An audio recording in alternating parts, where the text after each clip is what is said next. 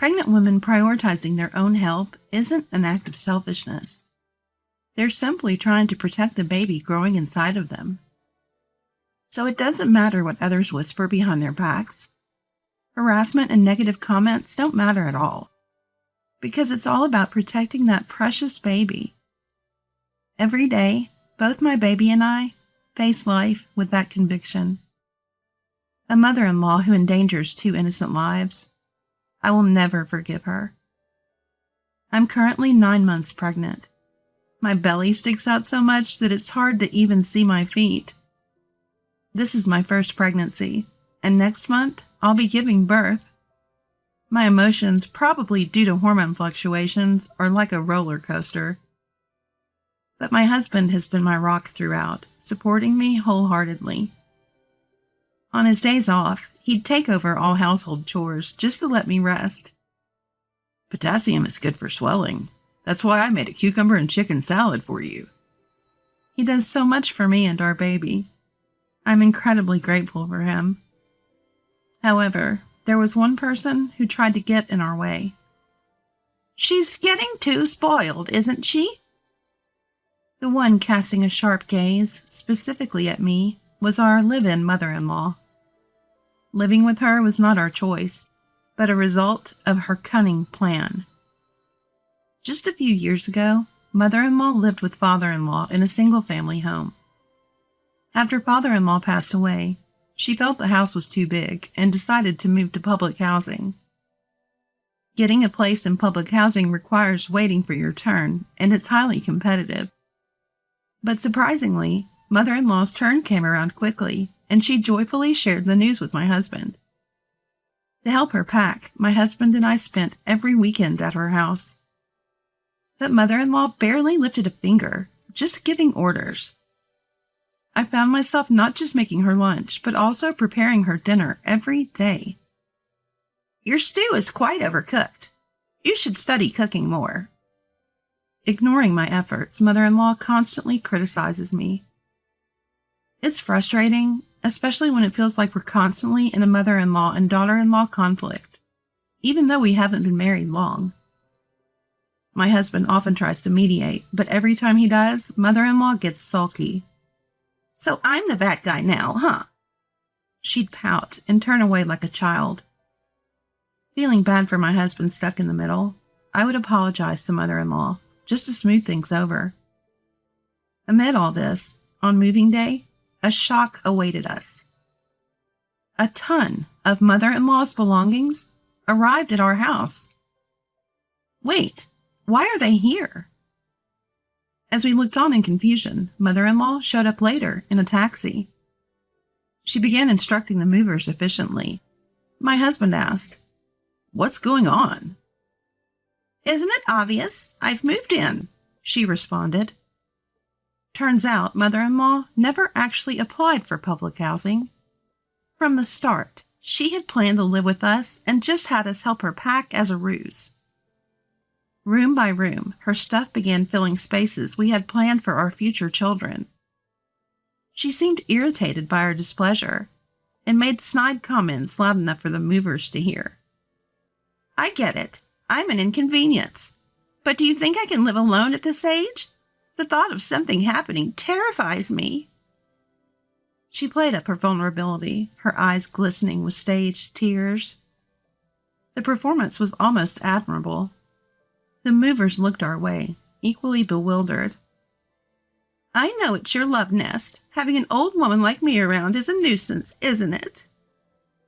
Her tone was almost sarcastic. "It's not like that." It seems my husband has a soft spot for his mother's tears. "Well then, here I am. Let's get along," she smirked. Thus began our imposed cohabitation. Despite available units in the nearest public housing, my husband searched for apartments for her, but mother-in-law was unyielding. "I want a place built within the last 5 years. I live on a pension. I can't afford rent, but if you're willing to cover it, I might consider." She continued being unreasonable, and her stay extended. As time went on, mother-in-law increasingly intruded into our personal lives, and a year passed. Being the daughter-in-law, I felt unable to voice my concerns. Eventually, even my husband began to see her constant presence as the new normal. With mother-in-law always watching, I found no place in the house where I could truly relax. Soon after, I discovered I was pregnant. Both my husband and mother-in-law were overjoyed. The same mother-in-law who had treated me poorly seemed eager to help me for the sake of her future grandchild. But when she found out the baby was a girl, her attitude shifted. "Why isn't it a boy? You really are a disappointment." She reverted to her mean-spirited self. Even when I felt dizzy from anemia or had to lay down because of contractions, mother-in-law would expect me to do household chores without hesitation.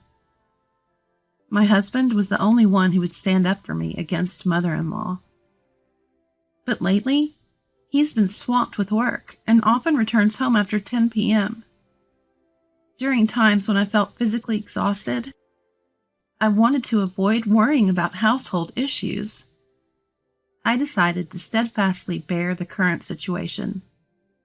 I resolved to endure it until the birth of our child. But there's a limit to how much one can tolerate. It might be best to take some action. After some thought, I learned one day that an old friend of mother-in-law's was coming to visit. "She's in town for a relative's wedding, so I expect you to host her properly," mother-in-law announced. It was the next day. While mother-in-law's abrupt plans weren't new to me, I wasn't fazed. We'd order pizza for the day, and my husband diligently cleaned the living area. All was set for the visit, but then came an unexpected downpour. Rain lashed the windows relentlessly. While observing the storm outside, mother-in-law had an outrageous request. "Given this rain, my friend might be stranded at the airport. Could you pick her up?" "What?" Regret instantly followed my startled reply. Mother-in-law's displeased expression said it all. "You can still drive even if you're pregnant, right? Go now." "I can't in this weather," I replied. Honestly, my belly at 9 months pregnant felt like it was about to burst. Driving was uncomfortable and risky, especially in this weather. The mere thought of an accident due to these conditions was terrifying. I told mother-in-law straightforwardly about my concerns, my desire to prioritize the baby, and my need for rest. But mother-in-law remained unmoved. "You're just being lazy. When I was pregnant, I did everything my mother-in-law asked," she argued. "But what if I get into an accident in this heavy rain?" I protested. "You're being careless. Just go get her now." "Mother-in-law, I really can't. I'm sorry." "You're back-talking your mother-in-law. I'm so unlucky to have a daughter-in-law like you." Furious, mother-in-law's face turned red. For some reason, she grabbed my arm, opened the front door, and forcibly pushed me out into the pouring rain. Stunned by the heavy rain hitting my skin, mother-in-law tossed the car keys at my feet. "Go already. My friend is still stranded at the airport because of you." I urgently pleaded for our unborn baby's sake. "She can take a taxi or bus. There are other options. Just go." As mother-in-law tried to shut the door, I desperately tried to prevent her. We struggled at the entrance. Drenched from the rain, which isn't good for a pregnant woman, mother-in-law stubbornly refused to let me back in. Then someone behind me reached for the door. "What's going on? Mom, let her in now." My husband had come home early. Apparently, due to the bad weather, there was no overtime, so he left work on time. He looked bewildered by the situation. Finally inside, he quickly dried me off with a towel. Seeing this, mother-in-law's mood worsened.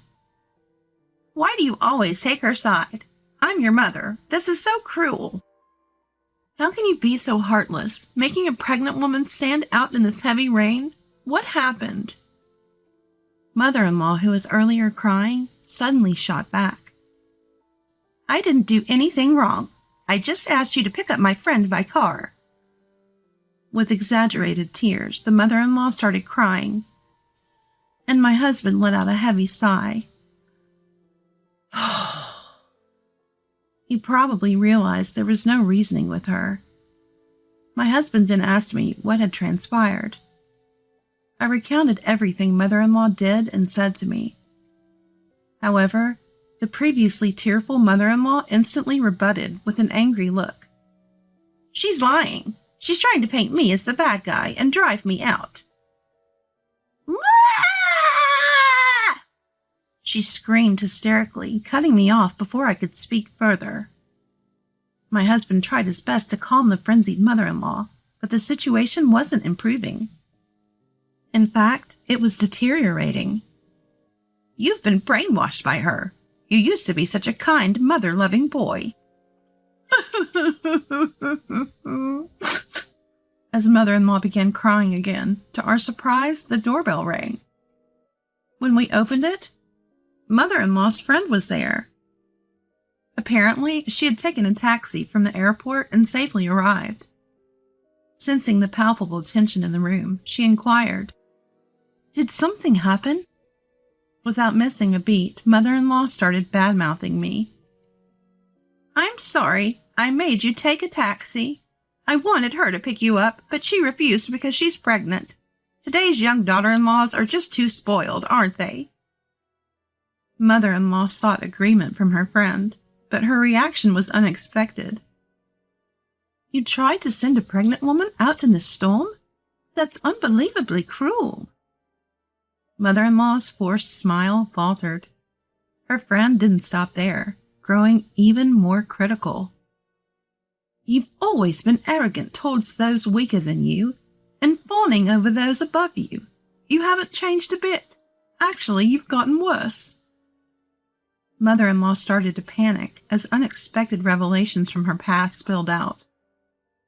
"Also, I bet you only invited me here to show off your happy living situation with your son and daughter-in-law, right? It's so transparent." I didn't. I had my doubts about you living harmoniously with the daughter-in-law, but I didn't think you'd be this horrible to her." The friend's straightforward comments left mother-in-law unable to retort. I was genuinely surprised seeing her rendered speechless by both her son and her own friend. With the growing icy stares from everyone, mother-in-law was visibly flustered. Perhaps, in an attempt to deflect, she pointed at me and exclaimed, "If she had spoken to me more gently, I wouldn't have forced her to go out, but she's always defiant. No wonder I get angry." The truth is, I had only stood up to her this one time.